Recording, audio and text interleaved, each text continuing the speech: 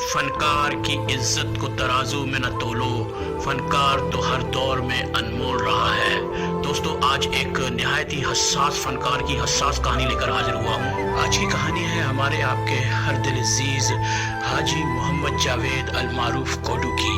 ये साल था 1989 और ड्रामा ख्वाहिश, पीटीवी का ड्रामा ख्वाहिश, जिसने हर तरफ धूम मचा दी। इसमें कोडू ने एक नाकाम आशिक का किरदार अदा किया और उन्होंने ऐसा खूबसूरत रंग भरा कि दुनिया उन्हें कोडू के नाम से याद करने लगी। लाहौर के एक निहायत गरीब खानदान में पैदा होने वाले पस्तकद मोहम्मद जावेद को पीटीवी में पहली मर्तबा ड्रामा ख्वाहिश में एक छोटा सा स्पोर्टिंग रोल करने को मिला। उन्होंने इस रोल में ऐसी खूबसूरती से रंग भरा कि बड़े बड़े कदाफर फनकार रानी फिरदौस जमाल और आबिद अली के सामने उन्होंने लोहा मनवाया और अपनी शनाख्त कोडू के नाम से बनाई। कोडू की मकबूलियत और बेपनाह सलाहियतों को देखते हुए लाहौर के फिल्म साजों ने उन्हें लॉलीवुड की फिल्मों में हाथों हाथ लिया। कोडू ने 100 से जायद पंजाबी फिल्मों में काम किया, मगर लॉलीवुड उन दिनों जवाल का शिकार हो चुकी थी। लिहाजा कोडू मुनव्वर ज़रीफ और रंगीला की तरह बहुत बड़ा मकाम तो ना बना सके, लेकिन उन्होंने बहुत फिल्मों में काम किया। लॉलीवुड फिल्म इंडस्ट्री की ज़बूहाली ने कोडू को लाहौर के स्टेज ड्रामा की तरफ राग़िब किया। स्टेज पर बड़े बड़े फनकारों अमानुल्लाह, तारिक जावेद, सोहेल अहमद ने उन्हें खुशामदीद कहा। इन बड़े फनकारों ने कोडू की नहायत इज्जत और एहतराम के साथ दोस्ती निभाई और कोडू भी अपने खुश मिजाजी की वजह से तमाम फनकारों में बहुत मकबूल हो गए और यूं 4 दहाइयों तक कोडू लाहौर की स्टेज पर अपने फन का लोहा मनवाते रहे। गुर्बत और तंगदस्ती हमेशा से हमारे फनकारों का अलमिया रहा है। कोडू ने इस दौरान नहायत ही जांतोड़ मेहनत की।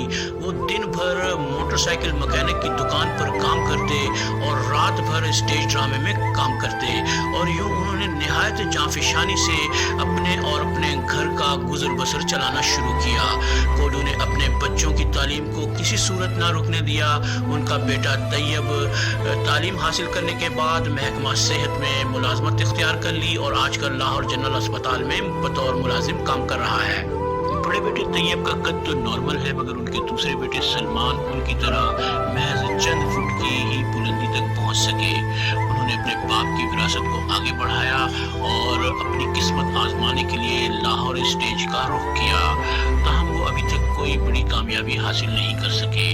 कोडू न सिर्फ अवाम में बल्कि स्टेज फनकारों में भी बेहद मकबूल है। वो यारों के यार हैं और उनकी सबसे ज़्यादा दोस्ती स्टेज फनकार अमानत जन के साथ है और वो नहायत ही खुश मिजाज और अच्छी दोस्ती निभाने वाले हैं। शब रोज़ की मेहनत और जांफिशानी के बावजूद कोडू गुर्बत और तंगदस्ती से ना निकल सके।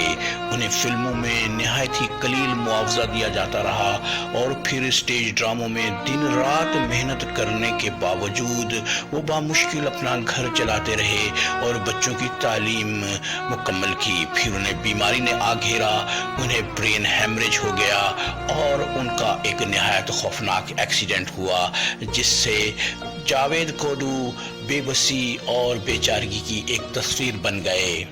दोस्तों, फिल्म इंडस्ट्री की रविश पर चलते हुए लाहौर का स्टेज भी महज पंजाबी ड्रामों तक महदूद होकर रह गया और फिर रफ्ता रफ्ता जवाल का शिकार हो गया। लाहौर जो कभी टीवी ड्रामों का मरकज समझा जाता था, यहाँ से टीवी इंडस्ट्री भी ख़त्म हो गई और फनकार कराची जाकर काम करने पर मजबूर हो गए। जावेद कोडू बीमारी की हालत में बेबसी और बेचारगी की ज़िंदगी गुजार रहे हैं। वो हुकूमती इमदाद के मुंतज़िर हैं, मगर हुकूमती इमदाद अगर हो भी तो ऊँट के मुँह में ज़ीरा ही होती है। किसी भी अच्छे और महज़्ज़ब मुआशरे में फ़नकारों को बहुत बड़ा मुकाम दिया जाता है, मगर हमारे यहाँ तो उन्हें महज भांड और मिरासी कहकर उनकी तहकीर ही की जाती है।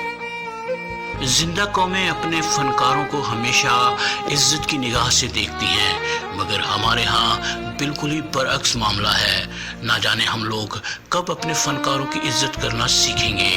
جناب جاوید کوڈو، ہم آپ کے بہت مشکور ہیں کہ آپ نے ہمیں زندگی میں بہت خوشیاں دی، اور ہم بطور قوم آپ سے بہت شرمندہ ہیں کہ ہم آپ کو کوئی بھی مقام نہ دے